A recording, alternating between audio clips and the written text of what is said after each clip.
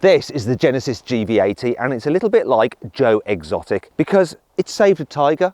No, really, it did save Tiger Woods. He actually had a crash in one of these things and he left the road at 87 miles an hour, ran into a tree, rolled over, all that kind of stuff. And the police said he was lucky to be alive. This car saved his life. Now in this video, I'm going to tell you everything you need to know about the Genesis Gv80. I'm going to walk you around the exterior, show you the interior, try its tech, see how practical it is, take it for a drive. And I'm going to launch it to see how quick it is from 0 to 60 miles an hour because I'm Matt Watson and you're watching CarWow. Arr. Buy, sell, CarWow.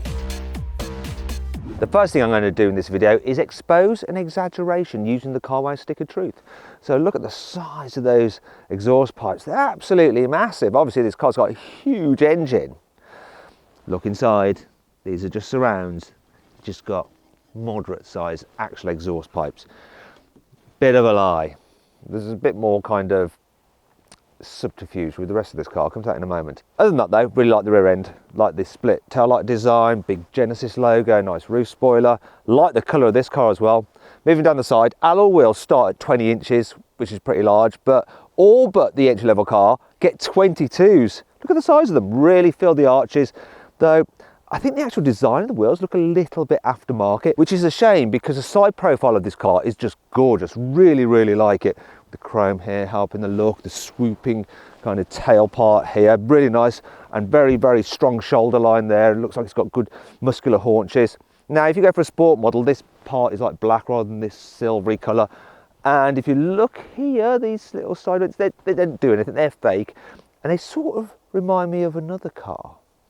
All models get silver coloured brake calipers which look nice. Then at the front, I'm now realising what car it reminds me of. It's obviously a Bentley Bentayga. Look at that grille, it's absolutely huge. And even a wing badge there on the bonnet. This is sort of like Grand Theft Auto has done a Bentley Bentayga. Not going to fault it though, I do like it. I think it's a really smart looking thing. I don't care that it's been inspired by the Bentayga, like the Genesis light design as well. Really, really nice. It's not cheap though. It's cheaper than a Bentayga, you know, it starts at £60,000, but it's quite expensive. And this one, top of the range car with all the bells and whistles, £78,000. Does the interior of this Gv80 live up to the exterior? Well, do you know what? I think it does. Maybe more so. If you told me this car costs £100,000, I wouldn't be surprised because it feels that luxurious. You've got lovely soft materials on the dash, stitched leatherette. You've got knee pads down here. This wood trim feels very nice. Though if you get a sport model, that's aluminium, so I wouldn't get a sport model because I do like this wood trim. All the panels on the door feel expensive and well put together. The steering wheel's lovely, though this is the top of the range car, so you get this two-tone steering wheel, which lesser models don't get. And then there's the infotainment system, which you've got this massive touchscreen up here, which is a little bit hard to reach, to tell you the truth, but don't worry, you've got some separate controls down here for it. So you've got shortcut buttons and then this sort of touchpad which allows you to scroll through different things, and then a wheel that you turn to then rotate through the different menus, which, if I'm honest, sort of mimics BMW's iDrive but isn't quite as easy to use.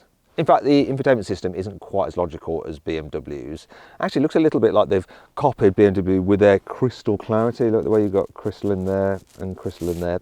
Actually, it's not crystal, it's plastic. I do like the fact they separated out the climate control from the main infotainment system. So you've got this bank of controls here, so you can control the actual temperature using these dials. That's easy to do when you're driving.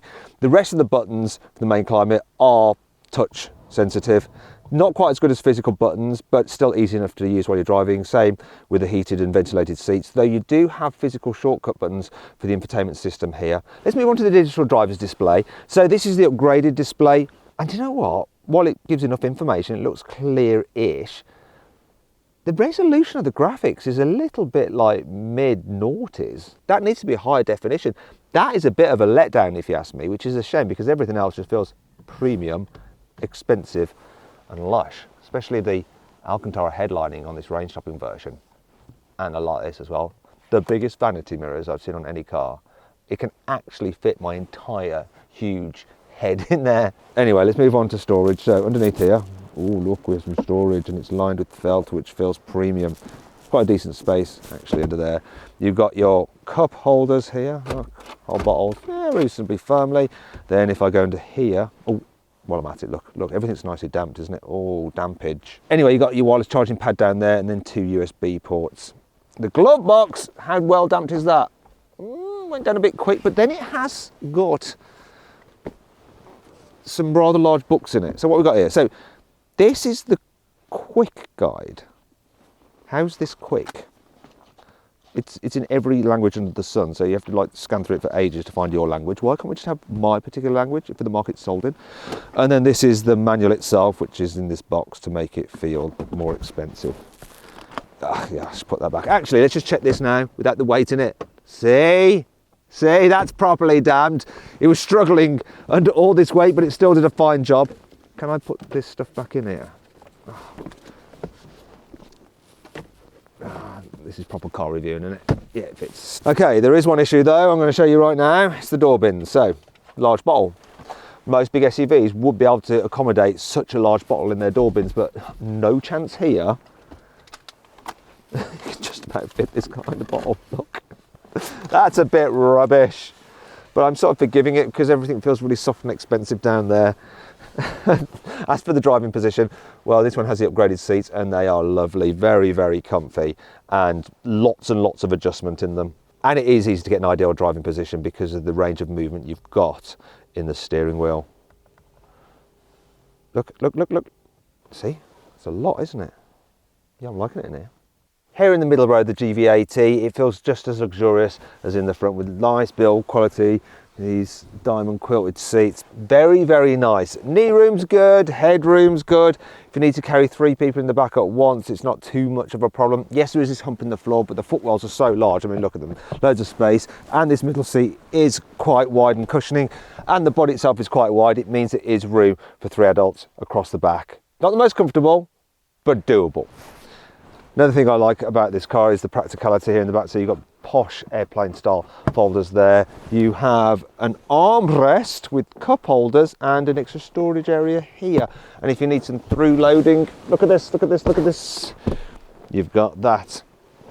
Now, if you pay an extra £2,100, you can upgrade to the comfort pack, which means as well as seats that slide like that, you get electrical operation of the base, so you can actually lift it up like that for a bit more under thigh support, which is very good and quite unusual, to tell you the truth. Not unusual as in weird, more unusual because you don't get it on many cars. In fact, I can't think of another car you get it on. And the backrest, look, reclines, and it reclines quite a way. Look at that. That's a lot of reclination. The comfort pack also includes this as well. Look, woohoo! Electrically operated blinds. Now, in the back, you've got dual zone climate control, and we've got heated seats and ventilated seats in this one. That's also part of the comfort pack. And down here we have 2 USBs, old school style, and then a 220 volt outlet, though this is just European plug style and not 3-pin for the UK.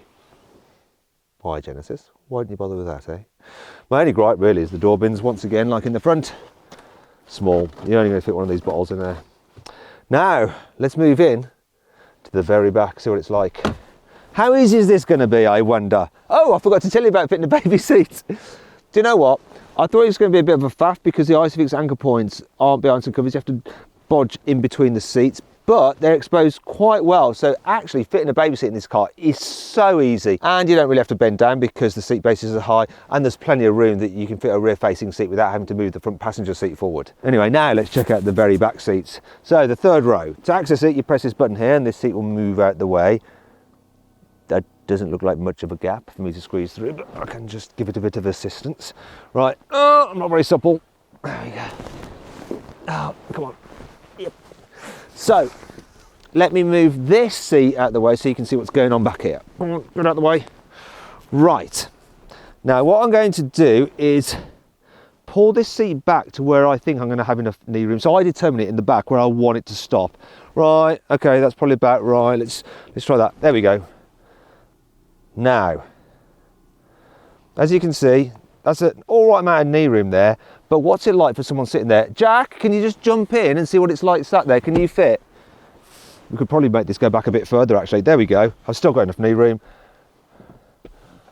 How tall are you, Jack? I'm 6'3". Okay, and are you fine? Yeah, we've got plenty of space. So look, I can just about sit behind Jack, who's 6'3", in the very back. Now these seats are actually quite raised off the floor, unlike in some other 7-seaters, so it's not too uncomfortable. Yes, I am in a bit of a squat. There's lots of jingles and noises in this car. That was the shutdown jingle. The car's just turned itself off. Anyhow, look, I mean, this is a bit of a stress position, but it's not too bad. My only real issue with the back of this car is headroom. Yeah, it's not as good as a Mercedes GLS. Things that I can't fault though, I like the fact that, look, I've actually got an electrically operated backrest, though I don't know why I'd ever sit like that, because that really is uncomfortable now. And we've got some cup holders down here, and here, a little storage area. Once again though, it all feels very posh and expensive. What does having the back row in place do for the car's boot capacity? Well, let's have a look. I do like the way that you open it by pressing the button up here, rather than having to reach around down there where it's all grubby. Reach around. So look, not much room at all. We can just about fit a pelly case in here. Luckily, there's no load lip to lift things over, and you've got these scuff plates here, which you probably will end up scuffing. Anyhow, if you want more room, obviously you're going to have to make sure there's no one sat there and fold down these rear seats. And it's easy to do. Look, I can just do it pressing button like that. There we go. Fold away. Bear with me. Well, there we go. 727 litres of space, which, if it's hard for you to conceptualise, it's basically 1.9 times the boot capacity of a Volkswagen Golf, though an Audi Q7 with its third row folded has 2.2 times the boot capacity of a Volkswagen Golf. So, still big enough for most people. And look, we seem to have this little cover, which is reversible. So it's handy if you've got a dog, look, dirty dog in your car, not an issue, because then you can just like clean this out much easier. Anyway, let me get this out of the way for now. I'm going to fold down the second row, so here we go. I like how it's all electrically operated. Once again, we'll have to wait. Don't know why I was doing that little dance. It's because it's cold, I'm trying to keep warm. My toes are actually freezing.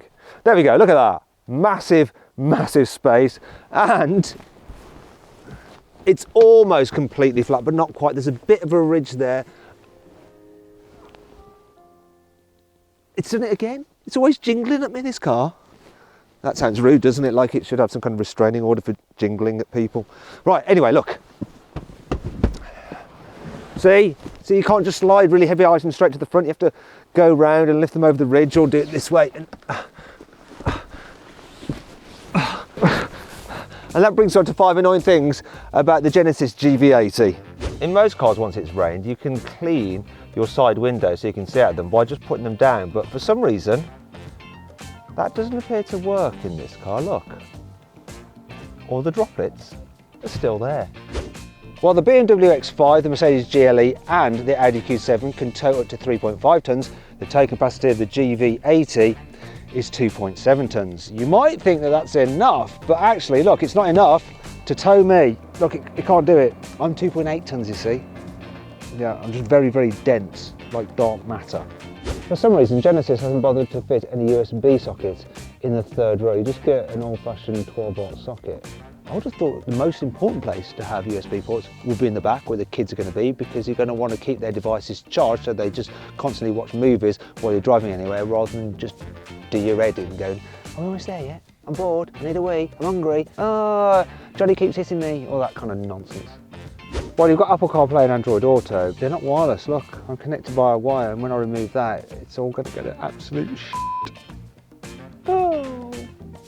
While it's great that there are these buttons so that the VIP in the rear can move the front passenger seat forward out the way to create even more leg space, it's a bit annoying that the seat doesn't recognise when there's someone sat in it and they've got the seatbelt on, because if you've got kids in the back, they could end up trolling their parents by doing this kind of thing. Look. I use this for torture. You see, Daddy, I definitely want a new iPad for Christmas. If you don't give me an iPad, I'm going to crush you. How comfortable is that not? No. It's not comfortable. You're going to have to stay there for the rest of the video. It's not all negative though. Here's 5 good things about this car.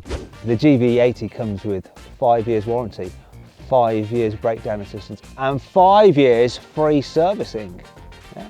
A special forward-facing camera can read the road ahead to look out for any kind of undulations or holes or imperfections, and it can set up the suspension to deal with it, so you just glide across them in utmost comfort. The automatic cruise control can not only keep you a safe distance from the car in front and steer to keep you in lane, it actually learns your driving style, so it will drive automatically in the way you would. So if you like to tailgate, it let you get close to the car in front. If you like to hand back and be a bit more relaxed, then it will do that automatically. How you doing? Can I get out? No, you can't. This particular car is fitted with the optional £1,600 ergo seats, which are designed to be good for your back. In fact, they've won an award from Action Gesunde Rücken EV, which will probably mean nothing to you. It's basically some kind of like back organisation in Germany. They rate these seats and they're very comfy. How comfy are they? Oh, my back really hurts. Shut up. The load cover will fit in a special recessed area underneath the boot floor. There we go, look, perfect. Can I get out? Yes, one day you'll be able to get out, but I don't think that day is today. Question is though, is the engine range one of the other good features about this car? Well, actually no, it's a bit of a weak point. You see, if you want petrol power, there's just one. It's a 2.5 litre 4-cylinder turbo, whereas really this car needs 6 cylinders or maybe even 8. Still, this engine puts out 304 horsepower, and if you want more than 4 cylinders, there is the option of a 3 litre diesel which has 6 cylinders. That puts out 278 horsepower. I'm going to start driving the Gv80 in town, see what it's like here. So, view out is really good, you sit quite high, the dash isn't too high so you get a good view over that long bonnet. The blind spots caused by this pillar aren't too bad because you've got this little extra window there. Door mirrors are huge, the view out the back window is pretty good as well. The steering is super light. The brakes are quite light, then you press them a little bit more and then they suddenly like grab the wheels, so a little bit jerky when you try and do a real steady stop. They do that happens quite a bit. Obviously being an auto, it's relaxing to drive in town, and when we finally get going again, it just smoothly pulls away and blends the gears quite nicely. Here we go, you'll see what I mean. Look, smooth away. Oh, it's into second gear, didn't really notice that. Into third, didn't notice that, but I did notice that. I went through a pothole, did you see me getting shaken like that? Considering this is supposed to have that special camera system which reads the roads and sees potholes, don't think it saw that one. In fact, the suspension does feel a little bit overly firm, a little more than you'd imagine. It's not uncomfortable, but you do feel the bumps a little bit, and the imperfections, it picks those up as well, and so it can feel a little bit kind of shaky at times, a little bit more so than you'd expect from a luxury SUV such as this. I'm just going to see how manoeuvrable it is. So the turning circle is 11.9 metres, which is better than its key competitors. Can I make it around here without cubbing those massive alloy wheels? This one's going to be an old one. Let's go, cameras. Cameras. Camera says no. Camera says no. Can I look around there? No, it's a definite no. Look at that. What a no. Oh yeah. There was a 3-pointer there. To be fair, I'd have probably had to do the same manoeuvre in an Audi Q7. It doesn't quite drive in quite an expensive feeling way as it does to look at and to just sit in when it's stationary. Maybe it's better the faster you go. Let's say you're approaching a dual carriageway, such as I am now, you're at 40 and need to suddenly overtake. What's the pickup like? So, flooring it, takes a second for the gearbox to respond, then we're off. And the engine gets a little bit noisy when you start to rev it out. That's the thing about it being a 4-cylinder. Also, the lane departure warning's losing its mind as I'm crossing the line without indicating, sorry car, please forgive me. The pickup itself, it wasn't stellar, but it was quick enough. And when you are just cruising at higher speeds, there seems to be quite a bit of, I'm not sure if it's wind noise or road noise, it's quite consistent, it's like road noise. Bit more than I'd expect from a car like this. And it doesn't feel quite supplanted when you're going quickly. It rocks about a little bit still over the bumps. It's okay, but it's not the last word in sophistication. Bit like me. Last thing to do though, let's check the average economy. So I'm doing 25 miles to the gallon, which isn't brilliant considering it's a 4-cylinder engine. You'd be having one of those, wouldn't you, for economy, but I'm not really getting that good at economy. I'm sure you can turn the lane departure warning off. Just can't figure out how to do it. In fact, do you know what? I'll do auto cruise instead. It's actually pretty good. It'll just hook me up to the lane and then I don't have to worry about weaving about like a moron. There we are.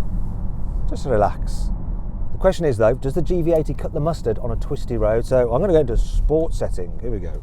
That'll sharpen up the throttle response, the responsiveness of the gearbox while I'm in, I was in off-road mode there. There we go, sport mode. It's also stiffened up the suspension and I can feel the seat gripping me more.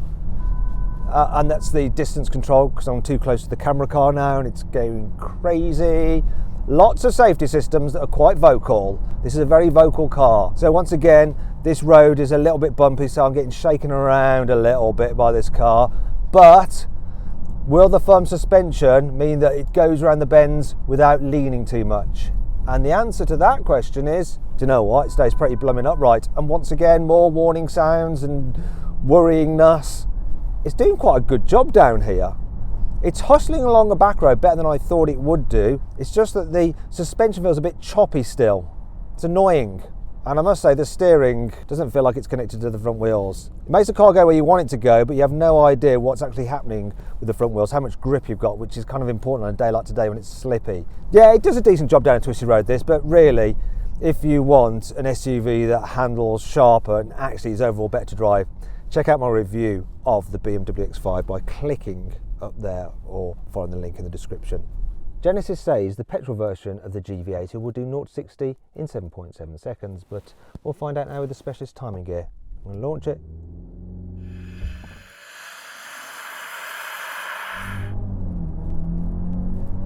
Come on, what we got? That's a 6.65. I take it all back, 4-cylinder unit. That is decent.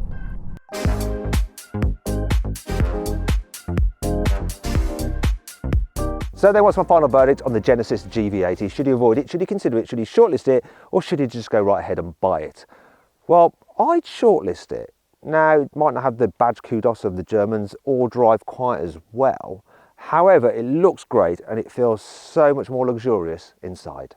Hope you all enjoyed the video. If you did, give it a like. Let me know if you agree with my verdict in the comments below. Click on those windows there for some more videos, and on that box there to go to CarWow to sell your car the easy way. You just upload some photos, give a brief description, then dealers all over the country will bid on your car. Thanks for watching.